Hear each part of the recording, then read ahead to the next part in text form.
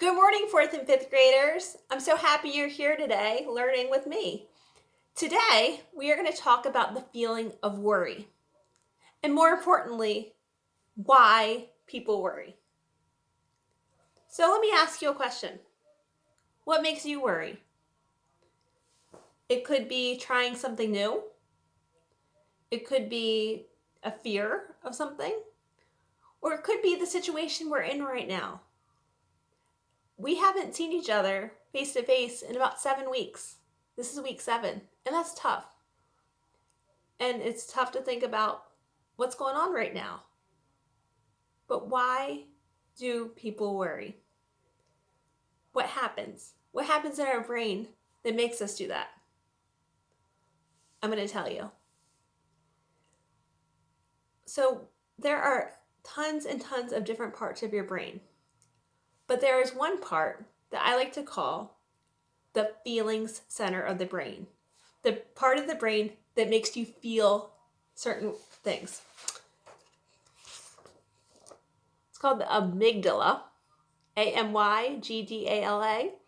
And I drew a heart because the amygdala makes you have feelings. It also makes you react. And it makes you react kind of without thinking. When the amygdala reacts, the rest of your body reacts. So the function of it is actually quite simple. A long time ago, when we were cave people, and there might be something like a saber-toothed tiger or something that could be a threat. We needed our amygdalas to react so that we could either fight or flight, which means get away from that threat. We want to react quick and fast. So we don't sit there and think about, what should I do? Nope, your body just reacts with that fight or flight response, that feelings part of our brain. But sometimes people's feeling part of our brain kind of has that reaction even when there's not a big threat. Maybe we're thinking about something. Maybe we're thinking about something and get stuck. Or we feel panicky or scared, even when we know we're safe. You can blame it on the amygdala, that reaction. That part of your body that makes you react with your feelings. But just like there's the feelings part of our brain, we also have a part of our brain I like to call the thinking part of our brain. The thinking part of our brain is called the prefrontal cortex. Sounds smart, huh? And I have my little cloud because that's where you think.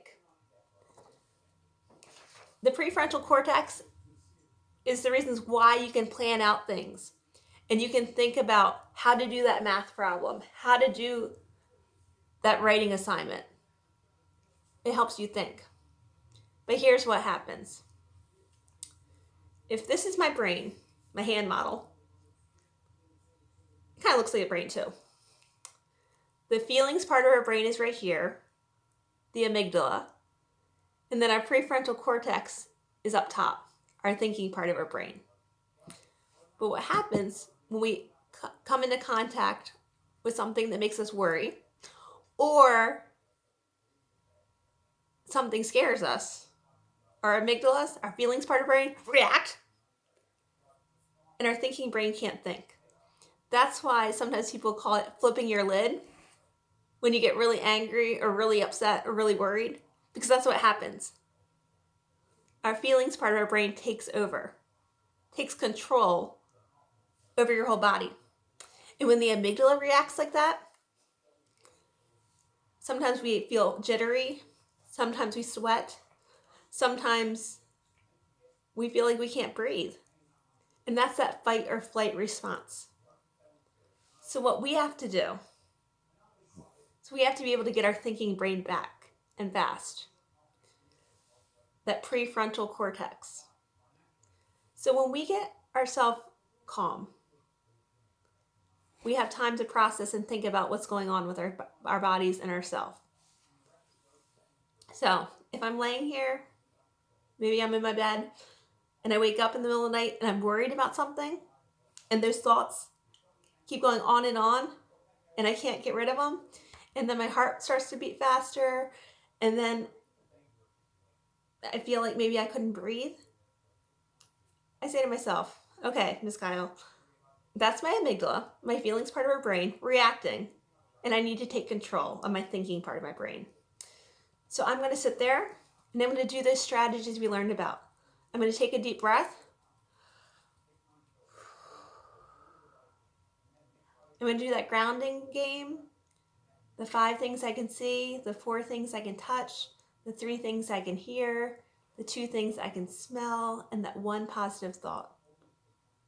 And then I'm going to think to myself, how do I get myself calm? Because I can have that control, and you guys can too.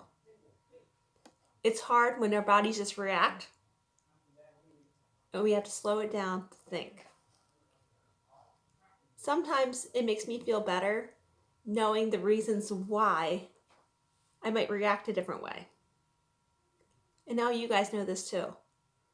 Something kind of cool on the Padlet that you access this video, cats walking around, there is 2 more videos on there. There's the Cosmic Kids. They call it the Watchdog and the Wise Owl. It kind of goes into a little bit more in depth of brain function, a little bit of neuroscience. And there's the hand model of the brain on there too that you can click on and look at. What I want you to do after you watch this video and after you see the Cosmic Kids one, I want you to write down something you learned today. Or I want you to share it with someone in your family. Maybe mom, dad, grandma, granddad, aunt, uncle, sister, brother, cousin. And tell them what's happening with their bodies and why they might worry. I'll see you guys next time.